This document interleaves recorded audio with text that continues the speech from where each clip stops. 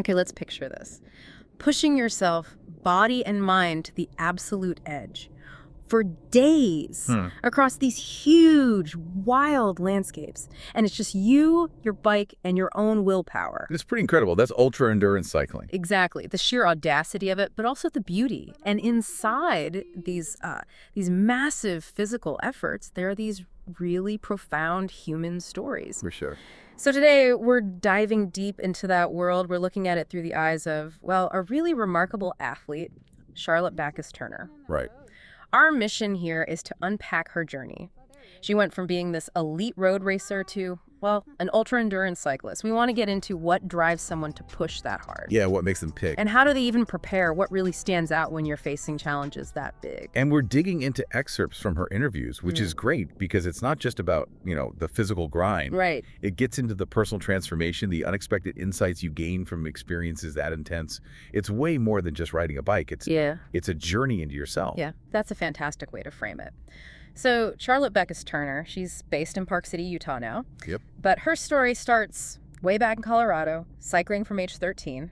And she was good, like really good, really fast. Rose up the ranks quickly. Yeah, earned a full scholarship to Fort Lewis College. And she wasn't just studying psychology there. She was racing pro UCI level and collegiately. Impressive. And by 2020, she'd made it to the USA Olympic Development Team. 2020 it was called then. She was seriously on track, a real prodigy. Definitely. But then, life throws curveballs. COVID hit, and Charlotte got really sick. Pneumonia. Wow. Yeah, and that health crisis became this huge turning point, not just physically, but for her whole life direction. Okay. It led her to step back from the road racing scene, move to Park City with her now husband, Matthew Turner. A major life shift. So how does someone pivot from that super structured, elite road world to something as demanding but different as ultra endurance? Well, she basically dove into a totally new chapter, became a certified coach, a nutritionist, Okay. and just threw herself into mountain biking, gravel racing, and then, ultra distance bikepacking. So it wasn't an immediate jump. No, it sounds like it grew. What started as maybe curiosity, she says, it just turned into this obsession with these long, self-supported rides. And she's had success pretty quickly, right? Oh, yeah. Just last year, April 2025, her first solo ultra was called Doom, down in Arkansas, self-supported. Doom. Sounds intense. Right. And she finished 4th. Wow, 4th in her first solo. That's huge. Total. Then a few months later, another solo, the North-South Colorado Ultra. Got 2nd place there. Incredible. So it's clear, that decade plus of road racing gave her the discipline, the resilience. Sure, the engine. Exactly. But she feels ultra racing gives her something deeper, freedom, connection, a renewed sense of self. She says she values the journey just as much as the result now, maybe even more. That shift in perspective is fascinating. But what's the real why? Why embrace something that hard? What drives that level of grit? It's interesting. She said her husband initially got her into it, sparked her interest. Okay. But really quickly, it became something much deeper for her, like soul deep, she called it, not just another sport. Soul deep. How did she describe that? What does she say really fuels that drive? She had this really powerful line. She said the grit these races require, that constant push through really hard moments. Those are the spaces where you truly meet yourself. Wow, that hits hard. Doesn't it? It's not just physical. It's this profound inward journey. It makes you think, pushing past any limit often leads to that kind of self-discovery. It's in the struggle you find out who you are. That is profound. And thinking about resilience, what kind of background builds that kind of drive? That willingness to meet yourself in such a tough place? Well, Charlotte has a really powerful backstory. As a teenager, she battled anorexia, multiple eating disorders. She even survived a suicide attempt. Oh my goodness. Yeah. And doctors actually told her parents she'd never cycle again. No way. But she defied that, became a top athlete. And she directly connects that experience to her drive in ultra racing. She says it taps into that exact same fire, the relentless desire to keep going when it's easier to stop. That is incredibly inspiring, just immense fortitude. Truly. She also mentioned a difference from road racing the community, the sort of purity of it. Yeah, absolutely. In ultra racing, she says the pressure to win isn't the main thing. It's much more about connecting with nature, with the other riders, just the pure act of riding. So people help each other out. Totally. Yeah. Riders help each other. And there's this feeling of, no shame if you don't make it to the finish, only respect for showing up and giving it your all. That sounds like a much healthier environment in some ways. It definitely seems like a different ethos than maybe the cutthroat world of pro road racing. Does that competitive instinct ever creep in, though? I mean, there's still races. I'm sure it does on some level. She acknowledges everyone wants to do well. Yeah. But the core spirit from her description seems genuinely collaborative. The challenge itself is so huge. Right, the course is the main competitor. Exactly. It becomes more about conquering that together than beating the person next to you. Okay, so given those kinds of extreme challenges, the prep must be insane. Oh, yeah. She makes it clear. Prepping for an ultra is a whole different beast compared to road racing. How so? It's not just training your legs, though that's obviously key. It's testing gear, dialing in your self-sufficiency, making sure you can adapt when things inevitably go wrong out there. Because they will. What does that look like day to day, especially living somewhere like Park City with those harsh winters? Right. The winter training is crucial. She uses Zwift, the online platform for high-intensity stuff. Okay. Adds longer indoor rides. And a big focus on off-bike strength, specifically Pilates. Pilates. Interesting. Why Pilates? She says it's key for that long-term muscle endurance you need in ultra. Helps keep her body balanced, flexible, prevents injuries over those long distances. Makes sense. And she even throws in ski mountaineering and downhill skiing. Just building overall body resilience, I guess. Wow. And then when it warms up... Still structured Zwift workouts, but mixed with longer outdoor rides. She's aiming for like 15, 20 hours a week. Well, juggling 3 jobs. I know. It sounds absolutely relentless. Seriously. Which is why she emphasizes recovery, too. She limits herself to maybe 3 ultras a year. They're just so taxing. Understandable. What about gear and food? That seems critical for self-supported races. Totally. She finalizes gear about a month before a race. Depends on weather forecasts, the terrain, where she can resupply. Right. And nutrition is huge for her. She's celiac and dairy-free, so she has to carry a lot of her own food. That adds another layer of complexity. Definitely. And sleep, interesting point here. She doesn't train with intentional sleep deprivation. Says it's too damaging. Smart. But she does ride at different times, like early morning or late night, just to get her body used to performing outside normal rhythms. Adapting the circadian rhythm a bit. Kind of. And during the race, she uses specific supplements.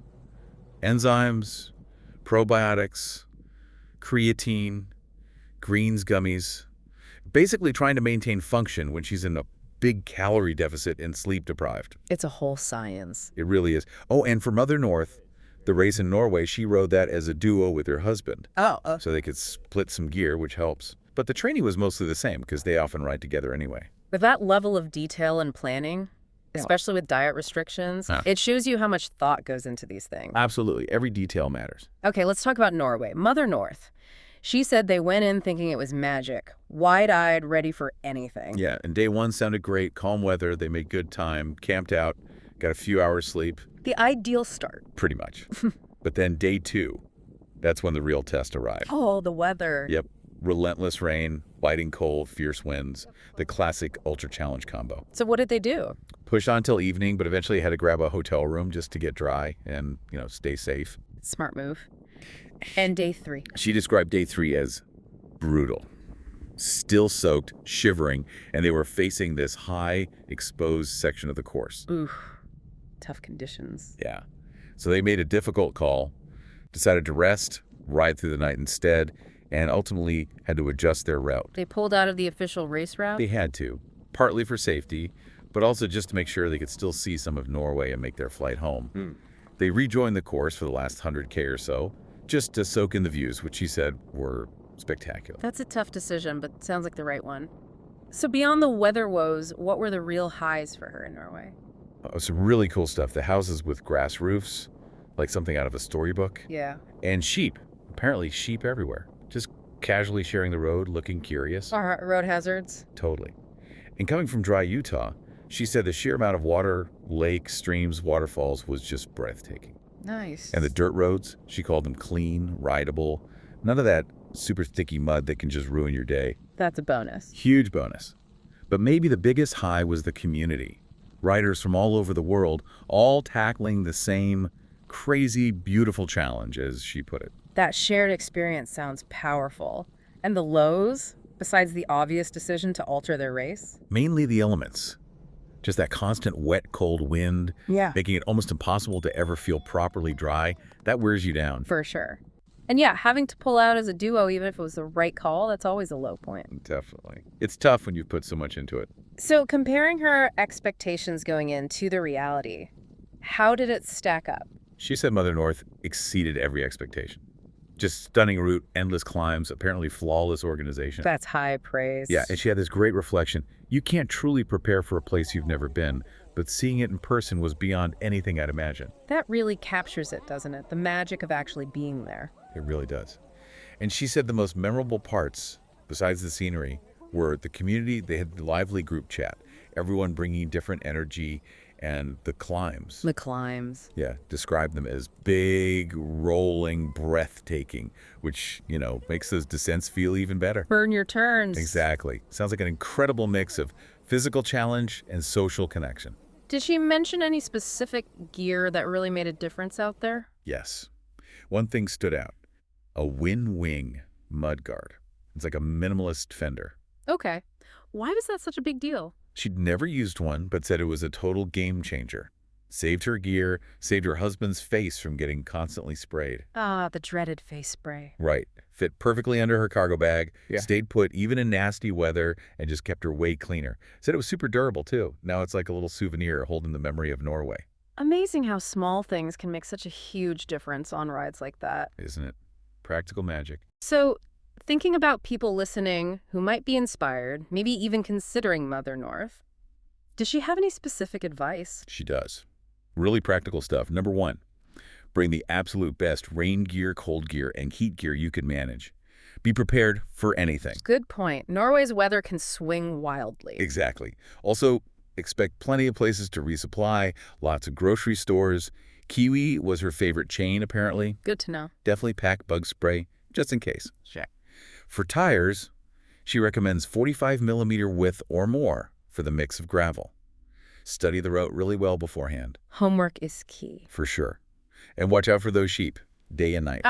Don't forget the sheep. And a couple of nice comfort tips. Bring extra plastic bags for stashing wet gear, and maybe a spare set of clean cycling clothes just for morale. Oh, that's a great morale booster tip. Having something dry to change into. Totally. And her final piece of advice, overarching everything, What's that? bring a smile.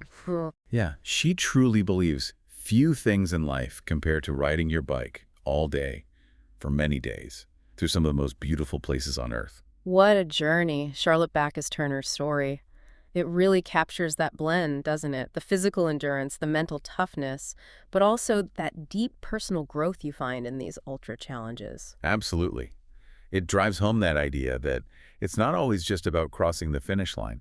It's about finding those deeper connections, maybe finding a renewed sense of yourself out there on the road. It makes you think, doesn't it? What's the personal ultra distance maybe you're facing in your own life right now? And what could you discover? What connections or sense of self might emerge if you really embrace that journey? Even when the metaphorical weather gets brutal, what hidden strengths might pop up if you just push past that feeling of wanting to stop because it's easier?